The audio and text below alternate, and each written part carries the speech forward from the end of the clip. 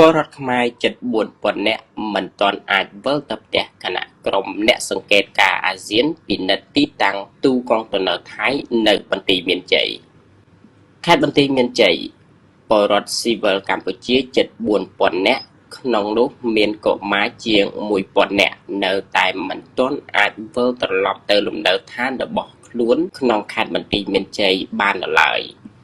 គណៈក្រសួងការពារជាតិអះអាងថាការដាក់ពង្រីកទូកុងតឺន័រចំនួន 62 នៅទីតាំងចំនួន 5 ដោយយោធាថៃ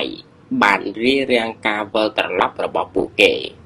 ក្រុមអ្នកសង្កេតការណ៍អាស៊ានប្រចាំកម្ពុជា AOTKH កាលពីព្រឹកថ្ងៃទី 22 ខែសីហាបានចុះសង្កេតការណ៍ផ្ទៀងផ្ទាត់និងពិនិត្យស្ថានភាពជាក់ស្ដែងនៅតំបន់ភូមិជោគជ័យឃុំអូ3ជាន់ស្រុកអូជ្រៅខេត្តបន្ទាយមានជ័យ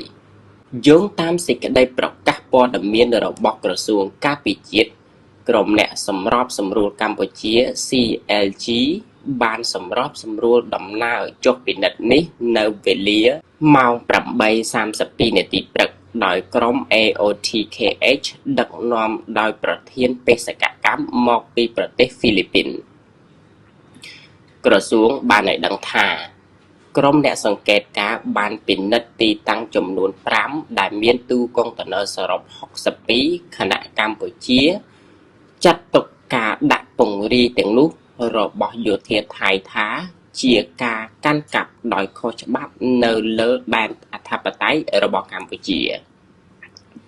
ស្ថានភាពនេះបានធ្វើឲ្យពលរដ្ឋកម្ពុជាចំនួន 3,951 នាក់ ស្មើនឹង 1,045 គ្រួសារ ក្នុងនោះមានកុមារ 1,155 នាក់ មិនទាន់អាចវិលត្រឡប់ទៅកាន់លំនៅឋានរបស់ពួកគេបាន ក្រសួងការពារជាតិបានលើកឡើងថាការចុះពិនិត្យរបស់ AOTKH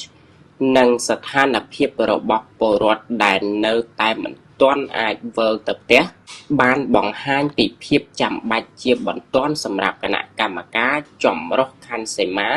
ព្រំដែនគោលកម្ពុជាថៃ GBC ក្នុងការចាប់ផ្ដើមការងារវាស់វែងនៅខណ្ឌសីមាព្រំដែនឲ្យបានឆាប់បំផុត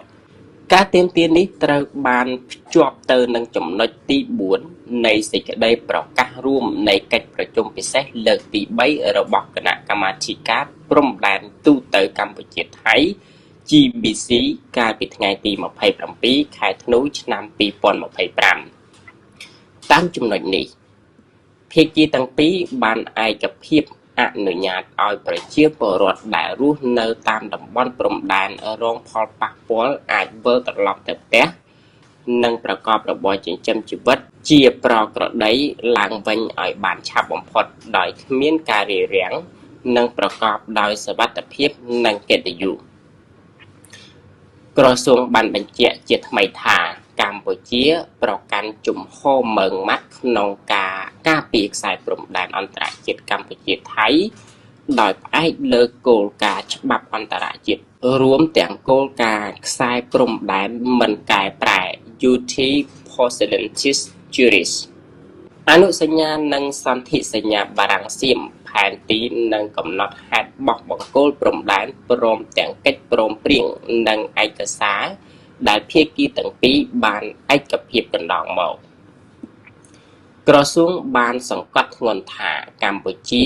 មិនទទួលស្គាល់ជាដាច់ខាតនៅការកែប្រែខ្សែព្រំដែនណាមួយដែលកើតចេញពីការប្រើប្រាស់កម្លាំងនោះឡើយ ការចុះពិនិត្យរបស់ក្រុមអ្នកសង្កេតការណ៍អាស៊ានលើកនេះកើតឡើងខណៈបញ្ហាព្រំដែនមួយចំនួនរវាងប្រទេសទាំងពីរនៅមិនទាន់ដោះស្រាយរួចរាល់ហើយកម្ពុជាបន្តជំរុញឲ្យការដោះស្រាយធ្វើឡើងដោយសន្តិវិធីតាមរយៈយន្តការទ្វេភាគីនិងច្បាប់អន្តរជាតិ សម្រាប់ពលរដ្ឋដែលរងផលប៉ះពាល់បញ្ហាបន្ទាន់គឺការអាចវិលទៅរស់នៅផ្ទះសម្បែងនិងប្រកបរបរចិញ្ចឹមជីវិតរបស់ពួកគេឡើងវិញ តួលេខចុងក្រោយរបស់ក្រសួងបង្ហាញថាគ្រួសារចំនួន 1045 នៅតំបន់រងផលប៉ះពាល់ក្នុងខេត្តបន្ទាយមានជ័យនៅតែមិនទាន់អាចវិលទៅផ្ទះបានបើទោះបីជាកិច្ចព្រមព្រៀងនៅថ្ងៃទី27ខែធ្នូបានកំណត់ឲ្យពលរដ្ឋអាចវិលត្រឡប់ដោយគ្មានការរារាំងប្រកបដោយសុវត្ថិភាពនិងកិត្តិយសក៏ដោយ។